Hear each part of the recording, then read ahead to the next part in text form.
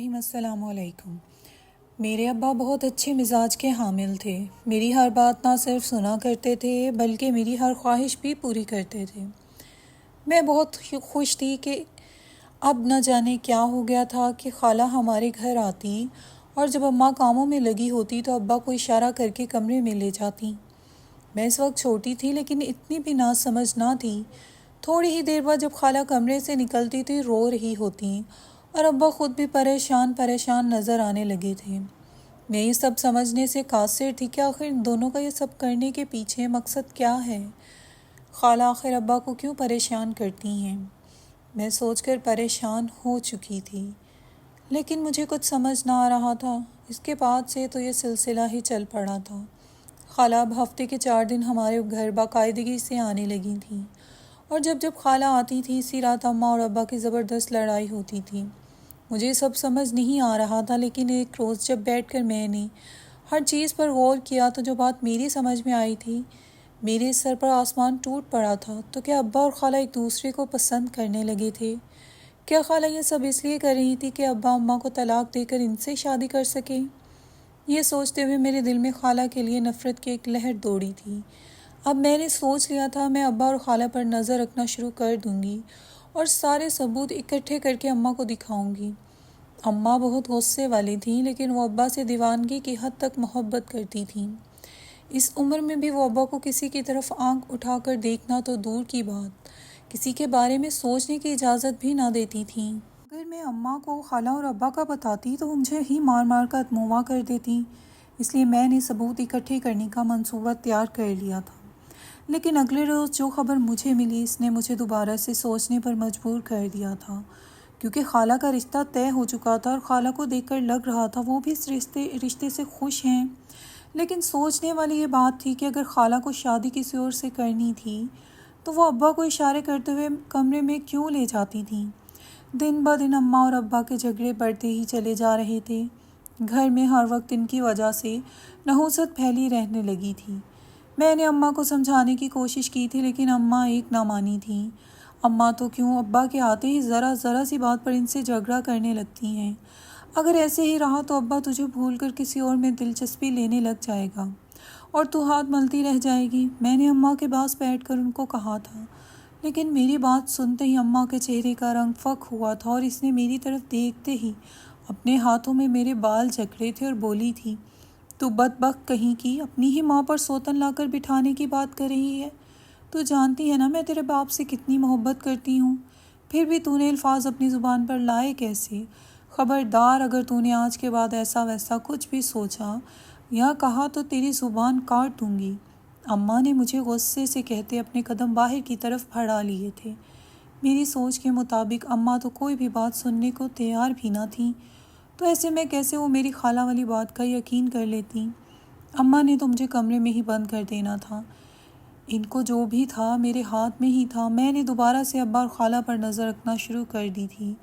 خالہ روز اسی وقت آتی تھیں جس وقت اماں باورچی خانے میں مصروف ہوتیں۔ میں نے سوچ لیا تھا اب خالہ کا راز کھول کر ہی رہوں گی۔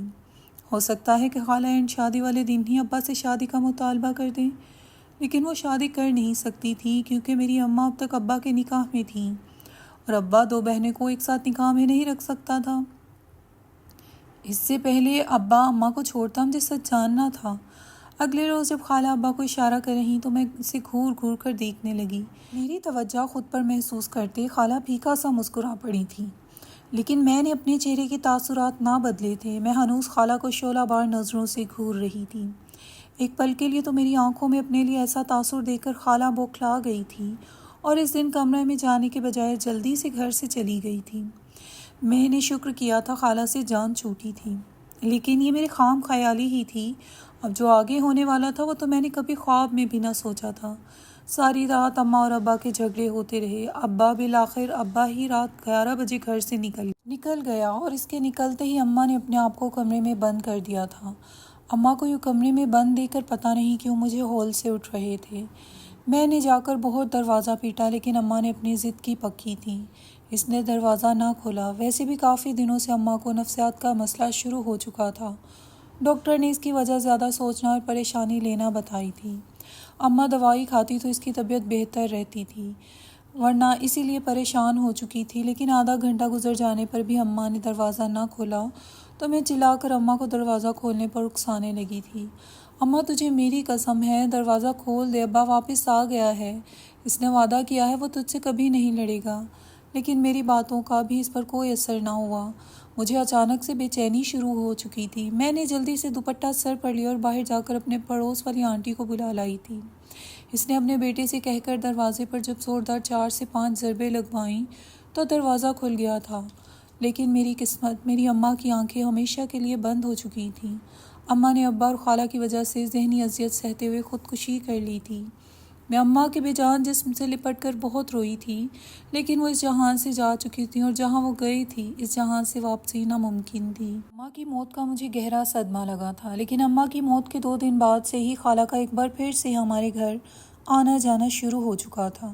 سب لوگ اماں کی طبیعت سے واقف تھے، اس لیے کسی نے اماں کی موت کو عجیب نہ جانا تھا، لیکن میں اسی گھر میں رہتی تھی اور میں سچ سے واقف تھی۔ میری ماں کو خودکشی کرنے پر مجبور کیا گیا تھا اور وہ کوئی نہیں بلکہ میرا سگا باپ تھا، جس کے ساتھ اس سازش میں خالہ بھی شامل تھی۔ پہلے تو مجھے صرف خالہ سے نفرت محسوس ہوتی تھی، لیکن اب مجھے ابا کا چہرے دیکھنے کا بھی دل نہ کرتا تھا۔ میں دن بہ دن ابا سے دور ہوتی جا رہی تھی۔ ابا مجھے لاکھ بلاتا، میری پسندیدہ چیزیں لے کر آتا، لیکن میں اس کے پاس بیٹھنا بھی گوارا نہیں کرتی تھی، اور وجہ وہی تھی کہ وہ دونوں میری اماں کے قاتل تھے۔ ابا اور خالہ کی اشارے بازی ایک بار پھر شروع ہو چکی تھی، اور اس جمعہ خالہ کا نکاح تھا۔ مجھے یہ سب ایک ڈرامہ لگ رہا تھا، لیکن جب جمعہ کو واقعی خالہ کا نکاح کسی انور نامی شخص سے ہوا تو مجھ پر حیرتوں کے پہاڑ ٹوٹ پڑے تھے۔ ابا اور خالہ اگر ایک دوسرے کو پسند نہیں کرتے تو اب ان کا راستہ صاف تھا۔ پھر کیوں خالہ نے کسی اور سے نکاح کر لیا تھا؟ کیا وہ کسی سب میرے دماغ کا فطور تھا؟ میں اب تک اپنے ہی ابا کو غلط سمجھتی رہی تھی۔ مجھے اپنی سوچ پر شرمندگی ہوئی تھی۔ اگر ابا اور خالہ کے بیچ کچھ ہوتا تو اب تک وہ دونوں نکاح کر چکے ہوتے۔ اس کا مطلب یہی تھا، مجھے وہ سب غلط فہمی ہی ہوئی تھی۔ اگر اماں اور اب خالہ ایک دوسرے کو پسند نہیں کرتے تھے تو پھر وہ دونوں اشارے بازی کرنے کے بعد کمرے میں جا کر کون سی خفیہ گفتگو کرتے تھے، اور یہ سب اماں کے جانے کے بعد بھی جاری تھا۔ کیا ابا اور خالہ کے ناجائز تعلقات تھے؟ اور اگر تھے بھی تو دونوں کیوں شادی نہیں کر رہے تھے؟ 1 مہینے کے بعد خالہ کی رخصتی ہونے والی تھی۔ اگلے روز خالہ پھر سے ہمارے گھر آ گئی تھی۔ میں جو باورچی خانے میں کھڑی تھی فوراً سے باہر آ گئی تھی۔ ارے خالہ، مہینے بعد آپ کی رخصتی ہے اور آپ یہاں وہاں گھومتی پھر رہی ہیں۔ آپ کو چاہیے جا کر کچھ خریداری وغیرہ کریں، اپنے جہیز کا سامان وغیرہ اپنی پسند سے لیں۔ میں نے چہرے پر مزوئی مسکراہٹ سجا کر خالہ کو کہا تھا۔ جو ابا وہ کچھ دیر بالکل خاموش ہو گئیں اور میری طرف دیکھنے لگی۔ میں نے بھی خالہ سے نظریں نہیں چرائی تھیں۔ کھوٹ ان کے دل میں تھا تو نظریں میں کیوں چراتی؟ ارے میں تو یہاں تمہارے لیے آتی ہوں۔ بہت برا ہوا، باجی کو ایسے ہمت نہیں ہارنی چاہیے تھی۔ ان کو تمہارے بارے میں بھی تو سوچنا چاہیے تھا۔ پتہ نہیں باجی نے انتہائی قدم کیوں اٹھا لیا۔ وہ چہرے پر افسردگی دکھاتے ہوئے افسوس کرنے لگی تھیں۔ تھوڑی دیر باتیں کرنے کے بعد وہ ابا کے کمرے کی طرف جانے لگی تو میں بے ساختہ بول اٹھی تھی، خالہ اب تو مجھ سے ملنے آئی تھی نا، تو ابا کے کمرے کی طرف کیوں جا رہی ہیں؟ وہ اس وقت آرام کر رہے ہیں۔ ہماری زندگی میں ایک طوفان لا کر اور آپ کو سکون نہیں آیا، جو اب نکاح کرنے کے باوجود بھی یہاں پر آ گئی ہیں۔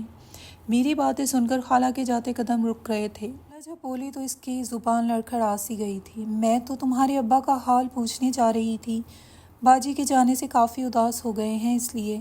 میں حیران تھی، خالہ نے میری اتنی بڑی بات پر کوئی بھی رد عمل ظاہر نہیں کیا تھا، بلکہ ابا کی طبیعت کا بہانہ لگا کر ان کے کمرے میں جانے لگی تھی۔ تو آپ کیوں تکلیف کر رہی ہیں؟ آپ بیٹھے، میں ابا کو یہیں بلوا لیتی ہوں۔ ویسے بھی چائے کا وقت ہو چکا ہے۔ اب جب ابا باہر آئے تو کافی خوش نظر آ رہے تھے۔ ابا کو دیکھتے ہی خالہ کا چہرہ بھی کھل اٹھا تھا۔ وہ دونوں باتوں میں مشغول ہو چکے تھے۔ ابا کو دیکھ کر نہ لگتا تھا ان کو اماں کے جانے کا کوئی بھی غم ہے، بلکہ وہ تو خوش تھے۔ مجھے ابا اور خالہ کی کچھ سمجھ نہ آ رہی تھی۔ اگر پسند کرتے تو نکاح کیوں نہ کیا، اور اگر نکاح کسی اور سے کر بھی لیا تھا تو یوں چھپ کر اشارے بازی اور پھر کمرے میں بند ہو کر کیا گفتگو کرنے کی کوشش کرتے تھے۔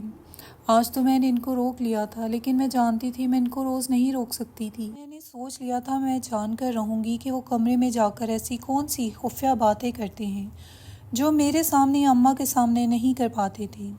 میں نے اپنا ہر حربہ آزما لیا تھا، لیکن میں کسی طور کامیاب نہیں ہو پائی تھی، اور نہ ہی مجھے کچھ پتہ چل سکا تھا۔ میں نے کمرے میں ایک فون تک چھپا کر رکھ دیا تھا، لیکن اس کا بھی مجھے کوئی فائدہ نہ ہوا تھا۔ کیونکہ وہ دونوں اتنا آہستہ بات کر رہے تھے، میں ان کے پاس کھڑی ہوتی تو بھی سنائی نہ دیتا۔ فون تو پھر بہت دور پڑا تھا، لیکن ان کی باتوں کے دوران ان کے چہرے پر پہلے دکھ بھرے تاثرات تھے، اس کے بعد غصے والے، اور آخر میں وہ خوش دکھائی دے رہے تھے۔ میں ناسمجھی سے اس ویڈیو کو کئی بار دیکھ چکی تھی، لیکن مجھے کچھ بھی سمجھ نہ آ رہا تھا۔ آخر ان دونوں کی ان عجیب حرکتوں کو دیکھ کر میں کیا خس کر سکتی تھی؟ دن گرتے جا رہے تھے اور 2 دن بعد خالہ نے رخصت ہو کر اپنے سسرال چلے جانا تھا، اور یہ راز ہمیشہ کے لیے ایک راز رہ جانے والا تھا۔ مجھے خالہ اور ابا کا راز پتہ کرنے کا بڑا تجسس تھا، لیکن وہ دونوں شاید میری حرکتوں سے بے خبر ہرگز نہ تھے، بلکہ بہت محتاط تھی۔ اسی وجہ سے میرا کوئی منصوبہ کامیاب نہ ہو سکا تھا، لیکن یہ میری خام خیالی ہی تھی، سچ کبھی باہر نہیں آنا تھا۔ اس کے بعد کچھ ایسا ہوا جس نے میرے پیروں تلے سے زمین سرکا دی تھی۔ اس روز خالہ کی رخصتی تھی، لیکن سب سے بڑا جھٹکا تو مجھے اس وقت لگا جب خالہ کی رخصتی سے ٹھیک 10 منٹ پہلے ابا آ کر سائڈ پر بیٹھ گئے، اور تھوڑی ہی دیر بعد وہاں پر ابا کا نکاح بھی پڑھوایا جا چکا تھا۔ مجھے کچھ سمجھ نہ آ رہی تھی، اگر خالہ کا نکاح منور سے ہو چکا تھا تو ابا نے کس لڑکی سے نکاح کر لیا تھا؟ میں ان سوچوں میں پریشان کھڑی تھی جب ساری رسموں کے بعد خالہ میری طرف آئی تھی اور مجھے سینے سے لگا کر بہت زیادہ روئی تھی۔ میری بچی، مجھ سے نفرت نہ کرنا، میں نے کچھ غلط نہیں کیا، بلکہ جو کچھ بھی ہوا ہے بالکل صحیح ہوا ہے۔ خالہ یہ آخری الفاظ کہتے ہوئے گاڑی میں بیٹھ کر چلی گئی تھی، لیکن مجھے مزید سوچوں کے بھنور میں تنہا چھوڑ گئی تھی۔ اس کے کہنے کا کیا مطلب تھا کہ جو کچھ بھی ہوا ہے صحیح ہوا ہے؟ اس بات کا کیا مطلب تھا کہ اماں کی موت کا مجھے غم نہیں کرنا چاہیے؟ کیا وہ اسی کی مستحق تھیں؟ لیکن آخر اس نے ایسا کیا ہی کیا تھا جو اماں کی موت کے کچھ ہی وقت بعد ابا دوباری سے اپنی دنیا بسا چکا تھا؟ اس کی بیٹی جوان تھی اور وہ اس عمر میں خود نکاح کر بیٹھا تھا۔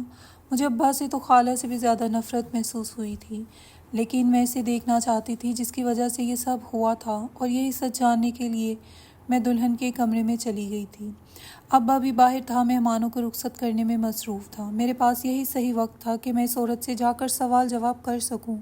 آخر کیوں ایک ایسے مرد کی زندگی میں گھس آئے جس کی ایک جوان بیٹی بھی تھی، اور اس کی بیوی کی موت ابھی کم ہی وقت گزرا تھا؟ شاید یہی وہ وجہ تھی جس کی وجہ سے میرے ابا اور خالہ نے میری اماں کے ساتھ وہ سب کیا تھا، جس کے چلتے اماں نے خودکشی جیسا سخت قدم اٹھا لیا تھا۔ میں کمرے میں داخل ہوئی تو وہ بستر پر آرام سے بیٹھی ابا کا انتظار کر رہی تھی۔ یہ جگہ میری اماں کی تھی، جہاں وہ آج بڑی شان سے بیٹھی ہوئی تھی۔